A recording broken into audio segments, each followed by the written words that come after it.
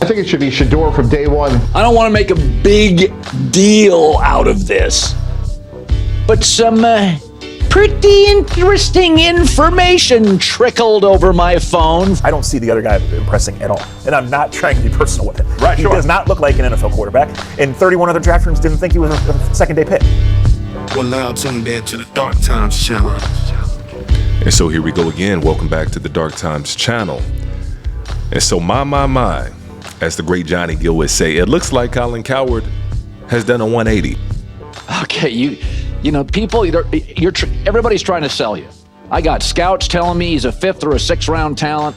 All I know, with very average personnel outside of Travis Hunter, against the very best teams he played. They didn't win games, but he was highly productive. And a lot of college quarterbacks against the best teams with better teammates weren't as productive. Size, movement, accuracy, I like him. I know I didn't love the legendary draft room stuff.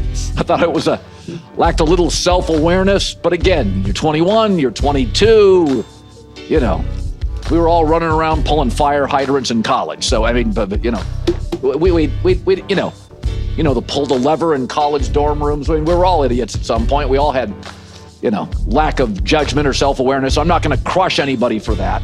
But that's the issue. Everybody did crush Shedeur for that. People didn't like the watch. People didn't like that he's driving a Bentley to school. People didn't like a lot of things about Shedeur. Let's call it like it is. He's a rich kid. He grew up rich. But you shouldn't hate an individual for how they grew up and their personality, especially at 21. It is what it is, but he's young and he's got a lot of learning to do. And so some of those things that he did during the press conference, wearing the hat backwards and wearing the jewelry, wearing the drip, as they say, a lot of kids do that. But you know, it hits a little bit differently when it's Shedeur Sanders' son. And so he did get crushed for that, unfortunately. But now Shedeur is in an NFL camp surrounded by NFL talent.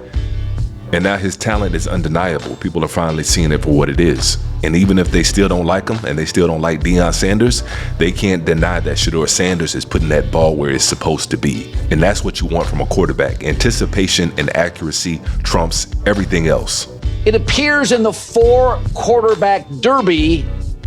Again, not a mathematician, but one of them has more TDs than completions. That feels important to me. Despite the fact that Shedeur Sanders had the fewest attempts, he was the most efficient and most productive with the fewest reps. So the quarterback tracker for those radio audience members, Flacco was 9 for 14 and a touchdown. Pickett, 9 for 16, no touchdown.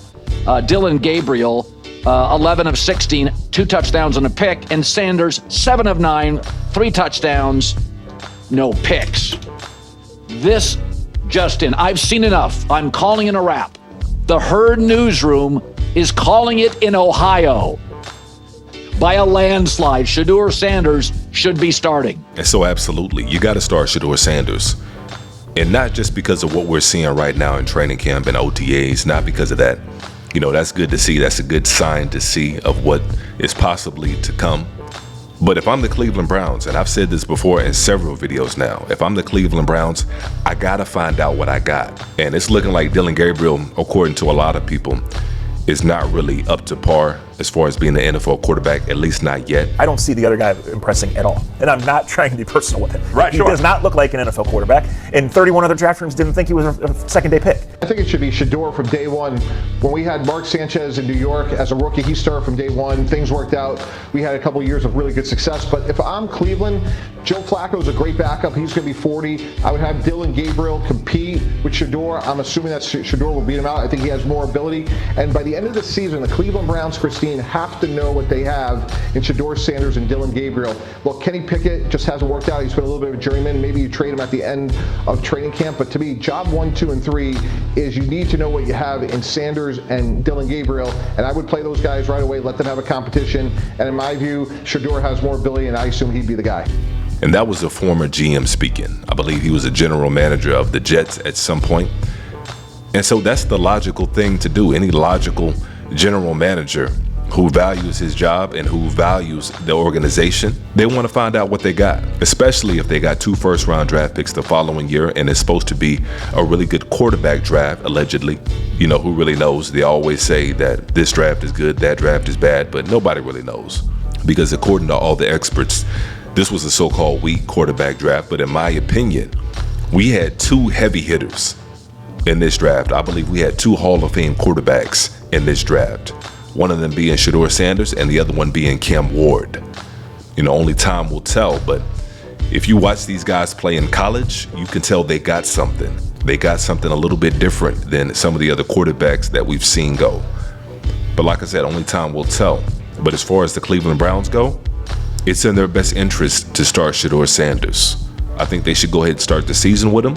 And if things don't pan out, if he's not headed in the right direction and he's not improving week to week, I don't think he necessarily has to win games, because according to that schedule, they got one of the roughest schedules to start the season. So I don't think he necessarily has to win games, but at the same time, he has to show improvement week to week, just like any other quarterback would be able to do.